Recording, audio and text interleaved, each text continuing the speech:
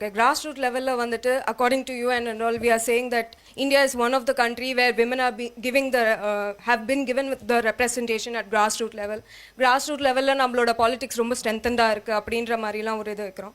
ஆனா இப்போ வரைக்கும் கூட ஒரு SC women பஞ்சாயத்து பிரசிடெண்ட்டாக இருந்தாங்கன்னா especially she is not allowed to the SMC meeting. ஊரில் இருக்கிற ஸ்கூலில் வரைக்கும் நீ பார்த்துக்கோ, அந்த மீட்டிங்க்கு மட்டும் நீ போ அப்படின்ற அளவில் வந்துட்டு இந்த இடத்துல நிறைய லேப்ஸஸ் லேக்குனாலாம் இருக்குது. இதை அட்ரெஸ் பண்ணுற மாதிரி like you mention just now how to politicize people அப்படின்ற போது விமனை வந்துட்டு இந்த மாதிரியான விஷயங்கள் எஸ்பெஷலி தலித் விமன் ஃபேஸ் பண்ணுறதெல்லாம் ஒரு குளோபல் லெவலில் ரீச் பண்ணுறதுக்கு what could be the strategies which we could adopt or அதுக்கான நெட்வொர்க்கிங் ஸ்டைல்ஸ் நம்ம ஏதாச்சும் இது பண்ண முடியுமா? ஹவு குட் வி எமர்ஜ் அப்படின்றது அண்ட் எஸ்பெஷலி இந்த ரிசர்ச் கான்டெக்ட் எந்த மாதிரியான ஸ்டடீஸ்லாம் இன்னும் கூட இது பண்ணிகிட்டே வந்தால் இதுவாக இருக்கணும்? உங்களோட suggestions anything which you good. இல்லை, பெண்கள் இப்போ தான் எம்பவர் ஆகக்கூடிய ஒரு சூழல் உருவாகிருக்கு.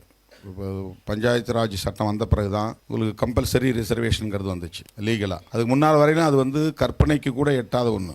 அந்த அதிகாரமாக இருந்தாலும் அதிகாரம் வாய்ந்த பதவியாக இருந்தாலும் அது ஆண்களுக்கே உரியது 100% அப்படிங்கிற நிலை தான் இருந்துச்சு. இப்போ பஞ்சாயத்து ராஜ் சட்டம் வந்ததுக்கு பிறகு அப்படி ஒரு சட்டம் வர்றதுக்கு முன்னாடி இது பற்றிய விழிப்புணர்வும் இது பற்றிய ஒரு பெரிய டிஸ்கஷனும் டிபேட்டும் நேஷனல் லெவலில் நடந்ததுனால தான், லோக்சபாவில் ராஜ்யசபாவில் நடந்ததுனால தான் அது ஒரு கட்டத்துக்கு மேலே ஒரு சட்டமாக வருது. ஒரே நாளில் ஒரு தலைவர் நினைச்சு ஒரு சட்டத்தை கொண்டு வந்துட முடியாது, அது யாராலையும் முடியாது, ரொம்ப கஷ்டம். அப்போ பெண்களுக்கு இடஒதுக்கீடு பஞ்சாயத்து ராஜ் சட்டத்தில் கொண்டு வர முடியுங்கிற ஒரு சூழல் கனிந்ததற்கு முன்னால, அப்படி ஒரு சூழல் உருவாகிறதுக்கு முன்னால ஒரு ப்ரொலாங்டு டிஸ்கஷன் நடந்திருக்கு, ஸ்ட்ரகிள் நடந்திருக்கு. அந்த விஷன் உள்ள ஆண்கள் அந்த போராட்டத்தை நடத்தியிருப்பாங்க. அப்போ பெண்கள் ரொம்ப ரொம்ப ரொம்ப மைனராக தான் பார்ட்டிசிபேஷன் இருந்திருக்கும். தேசிய அளவிலே விரல் விட்டு எண்ணக்கூடிய சில 100 பேர் தான் பெண்கள் அரசியல் இருந்திருப்பாங்க. இப்போ பெண்களுக்கு இந்த ரெப்ரசன்டேஷன் வேணும், அவங்களுடைய எம்பவர்மெண்ட் முக்கியம் அப்படிங்கிற ஒரு டிஸ்கஷன் நீண்ட காலமாக நடந்ததனுடைய விளைவாக ஒரு சட்டம் வந்துச்சு. அந்த சட்டம் வந்ததுனால இன்றைக்கி அவங்க ஊராட்சி மன்ற தலைவராக முடியுது. இப்போ இன்றைக்கும் அவங்களால அந்த நாற்காலில் போய் உட்கார முடியல அப்படின்னு நம்ம ஒரு அழுத்தம் கொடுத்து சொல்கிறோம், இன்றைக்கும் அப்படின்னு.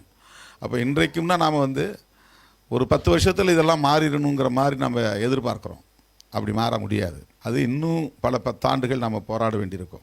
இது யதார்த்தமான ஒரு அரசியல், நாம் புரிந்து கொள்ள வேண்டிய அரசியல்.